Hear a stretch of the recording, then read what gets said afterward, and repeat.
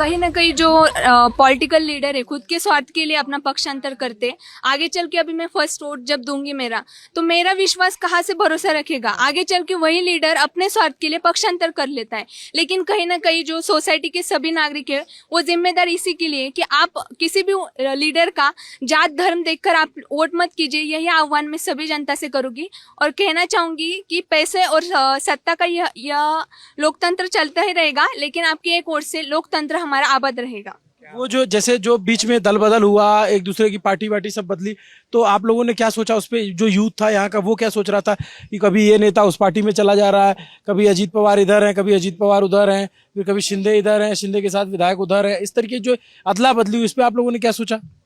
देखिए यहाँ पर जो है अपनी थाली में ज्यादा से ज्यादा पदार्थ कैसे आ सकते, इसके बारे में सोचने वाले लोग हैं। मतलब स्वार्थ हो गया पूरा। अभी राजकारण पहला कैसा हुआ करता था कि मैं जनता के लिए ये करूंगा, मैं जनता के लिए वो करूंगा, और करके दिखाते थे। मतलब वादा करके पूरा करने वाले लोग यहाँ पर, ये भूमि ही संतों की है। ये वचन पालने वाले श्री राम जो अपने वचन के लिए कहाँ से कहाँ तक पहुंचे थे, आज क्या चल रहा है उनका नाम लेकर ही। मतलब क्या है कि आप देखिए एक बार कि लोकतंत्र की विशेषता ये है कि पहले गद्दी हुआ करती थी, एक राजा हुआ करता था, राजा का बेटा राजा बनता था। आपने डायलॉग सुना होगा कि राजा का बेटा अब राजा नहीं बनेगा, राजा वही बनेगा जो हकदार होगा।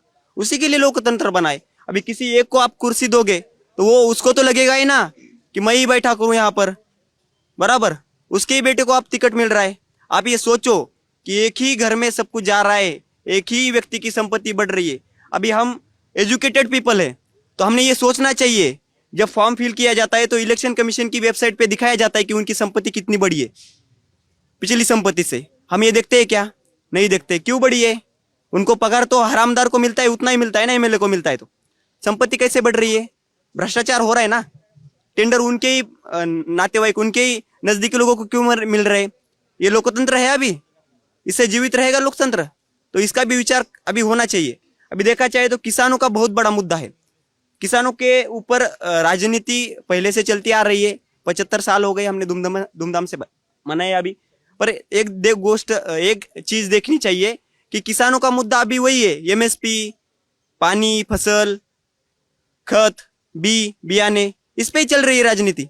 अभी क्या है कि उस पर भी बीजेपी, ये जो भी सरकार आ रहा है, मैं एक सरकार को टारगेट नहीं करना चाह रहा हूँ, खुद का नाम उसमें, वो थाली मिला, 10 रुपए में थाली मिलता था, क्या नाम था उसका? हाँ, तो वो अपनी पार्टी का नाम उसमें घुसाने की कोशिश हो रही है। मतलब ये भारत सरकार है कि पार्टी की सरकार है किसी, ये भी पता नहीं चल रहा है। तो विकास की व्याख्या करते हुए सिर्फ जल जीवन इससे नहीं होगा। अभी एजुकेशन भी उसमें है। एजुकेशन की क्या है, क्या हालत है? मैं एजुकेटेड हूँ, मेरे लिए जॉब कहाँ है? 290 280 जगह निकल रही है, 4 5 लाख एक सिटी से बच्चे जा रहे हैं एग्जाम देने के लिए। उनकी एग्जाम में भी फिर घोटाला हो रहा है। ये क्यों हो रहा है? जो नामांकित कंपनियां भी कहीं ना कहीं धर्म का जो मुद्दा छिड़ा अभी, पंतप्रधान मोदी जी ने भी इन्फ्लुएंसर अवार्ड जारी किए थे।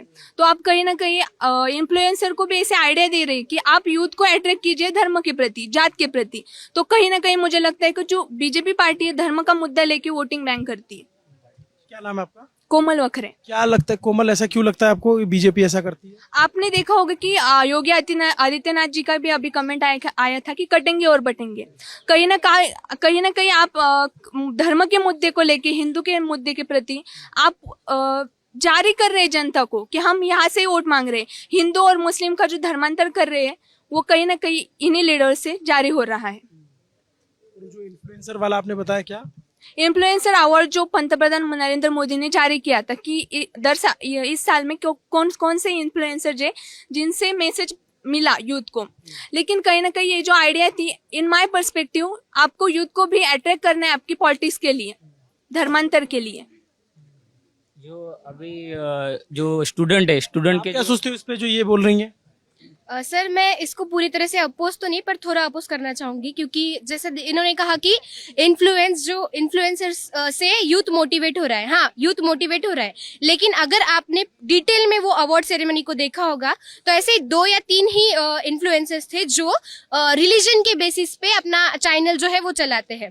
बाकी जो चैनल्स को दिए थे वो गेमिंग चैनल्स थे, हिस्ट्री चैनल्स थे। तो इसमें कहीं भी ऐसा नहीं दिखाई दिया कि पीएम नरेंद्र मोदी ने किसी एक रिलीजन या एक कास्ट के बेसिस पे इन्फ्लुएंसर अवार्ड दिए थे। तो मैं इसको अपोज करना चाहूंगी। हाँ, उनकी आइडियोलॉजी ही हिंदुत्व है तो उसके ऊपर चलेंगे ही, लेकिन आप दूसरे नेता को देख लीजिए। फिर अगर उनकी आइडियोलॉजी हिंदुत्व है तो वो हिंदुत्व पे चलते हैं, लेकिन फिर दूसरे नेता क्या करते हैं?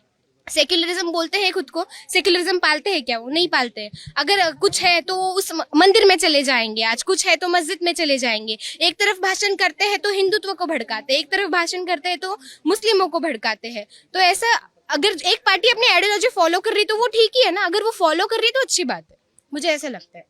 नहीं, लेकिन इन्फ्लुएंसर जो सिलेक्ट हुए थे, आपने जो देखा होगा कि पूरे वर्ल्ड में ऐसे भी कोई बेहतरीन इन्फ्लुएंसर है जो सिलेक्ट किए जाने वाले थे, लेकिन जो सिलेक्शन थी कहीं ना कहीं रिलेशन बेस्ड भी थी, मुझे ऐसा लगता है।